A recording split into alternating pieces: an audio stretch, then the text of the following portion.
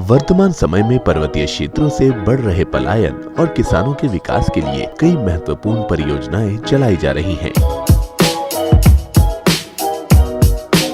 जिसमें भूमि संरक्षण, कृषि, वानिकी, उद्यान, सिंचाई, पशुपालन, लघु उद्योग आदि से जुड़ी कई महत्वपूर्ण परियोजनाएं संचालित हैं। इसमें जैविक खेती हेतु वर्मी कंपोस्ट की गुणवत्ता को देखते हुए वर्मी कंपोस्ट, जिसे केचुआ खाद भी कहते हैं, इसे बनाने के लिए कृषि अवशेष, खरपतवार, गोबर या कोई भी जैविक पदार्थ जो सड़ सकता हो में एपीजे केचुआ आइसिनिया फोटिडा को छोड़ देते हैं। उत्तर भारत में ज्यादातर इसे ही पाला जाता है। इसकी लंबाई 3 से 4 इंच व वजन 0.8 से 1.4 ग्राम तक का होता है।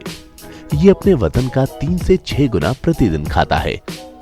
सड़े पदार्थ को केचुआ द्वारा खाकर निकाले गए मल को वर्मी कंपोस्ट कहते हैं। वर्मी कंपोस्ट पिट, जिसकी लंबाई 4.05 मीटर, चौड़ाई 1.45 मीटर तथा ऊंचाई 0.70 मीटर के पिट दिए जा रहे हैं, जिसको 2 भागों में विभाजित कर 2 बेड बना दिए जाते हैं। बेड में पहले 8 से 10 इंच किचन वेस्ट या एग्रो वेस्ट व इसके ऊपर 1.5 से 2.5 फीट गोबर डालकर पानी का छिड़काव करते हैं।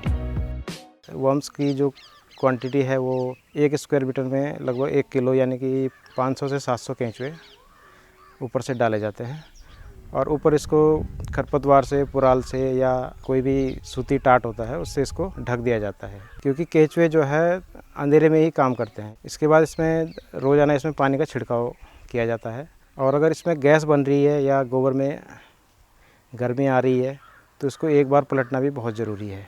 इस तरह से कम 45 से 60 दिन के अंदर अंदर वर्मी कंपोस्ट हमारा तैयार हो जाता है। जब ये तैयार हो जाता है तो केंचुए ऑटोमेटिक ही उधर को निकल जाते हैं। फिर हम इस खाद के 90 दिन में तैयार हो जाता है। वर्मी कंपोस्ट में फार्म यार्ड की तुलना में सभी तत्व पर्याप्त मात्रा में होते हैं। इसके अतिरिक्त कुछ ऐसे एंजाइम्स भी होते हैं जो भूमि की जैविकता को कई वर्षों तक बनाए रखते हैं, साथ ही मृदा की जल धारण क्षमता में वृद्धि करते हैं। इसको डालने से हमारी फसल में थोड़ा सा वृद्धि हुई, जैसे साग सब्जी वगैरह जो भी हमने जो है पॉली हाउस में भी डाला, उसमें भी हमने जैसे शिमला मिर्च तैयार करी, टमाटर तैयार किया, हर चीज़ का उत्पादन उसमें अच्छा आया। हम पहले खेतों में कच्चा गोबर डालते थे तो उससे खेतों में कई प्रकार के कीड़े लगते थे। उससे खाद बनाकर अपने खेतों में इस्तेमाल कर रहे हैं तो हमारी खेती में अच्छा सुधार आया। वर्मी कंपोस्ट किसानों के लिए रोजगार सृजन का भी कार्य कर रहा है। आज किसान वर्मी कंपोस्ट तैयार कर अपने उत्पादन में तो वृद्धि कर ही रहे हैं, वहीं बची कंपोस्ट को ग्रोथ सेंटर में बेचकर अच्छा मूल्य प्राप्त कर रहे हैं।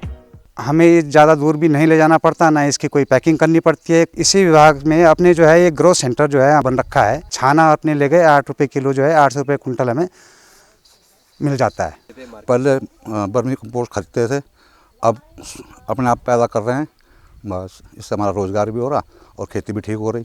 2 साल में लगभग 2 लाख से ऊपर की वर्मी कंपोस्ट बेच चुका हूँ, जिसमें 85,000 रुपये के मैंने अभी तक केंचुए बेचे हैं। वर्मी कंपोस्ट की गुणवत्ता को बढ़ाने के लिए कार्य किया जा रहा है।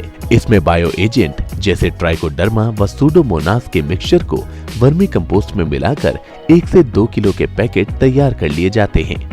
इससे कंपोस्ट की गुणवत्ता और अधिक बढ़ जाती है। वर्मी कंपोस्ट की बहुउपयोगिता को देखते हुए इसे छोटे लघु उद्योग के तौर पर भी शुरू किया जा सकता है। आज शहर के बीच या सटे इलाकों में कई लोग पशुपालन या डेयरी का कार्य करते हैं, लेकिन गोबर को खुले मैदान व नालियों में बहा देते हैं। इस गोबर से वर्मी कंपोस्ट तैयार कर 10 रुपए से 15 रुपए किलो का शुद्ध लाभ प्राप्त किया जा सकता है। इसे जैविक खेती के साथ साथ गमलों व गार्डन में भी इस्तेमाल किया जाता है।